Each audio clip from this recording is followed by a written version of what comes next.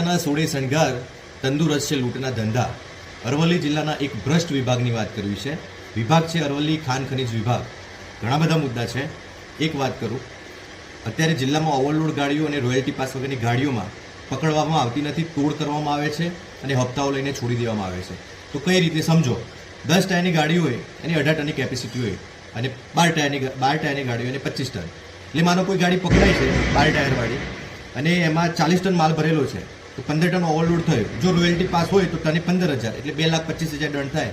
એટલે 2,25,000 સરકારી તિજોરીમાં જાય. તો આ લોકો તો આ ચોરો સરકારને જ લૂંટી રહ્યા છે. નુકસાન તો સરકારી તિજોરીને છે. કાયદેસરની કાર્યવાહી થાય તો 2,25,000 સરકારની તિજોરીમાં આવક થશે એટલી. પણ નહીં, લાખ રૂપિયા 1.5 લાખ લઈને તોડ કરી દેવાનો. અને સેમ વસ્તુ માનો કે રોયલ્ટી પાસ ના હોય તો 40 ટનનો 5 ટને 5,000 લે કે 2 લાખ દંડ થાય. અને લાખ રૂપિયા કમ્પાઉન્ડિંગ ચાર્જ એટલે 3 લાખ દંડ થાય. એટલે એને ના લેવા માટે વચ્ચેનો રસ્તો તોડ કરીને એમને પોતાની તિજોરી ભરવા માટે લાખ રૂપિયા 1.5 લાખ રૂપિયાનો તોડ કરીને છોડી દેવાની.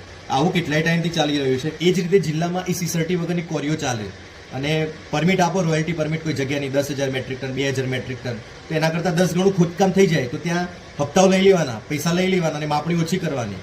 છેલ્લા 6 મહિનાની પરમિટ આપેલી જગ્યામાં આપો, નાખેલા જથ્થાની માપણી કરો, દૂધનું દૂધ ને પાણીનું પાણી થઈ જાય.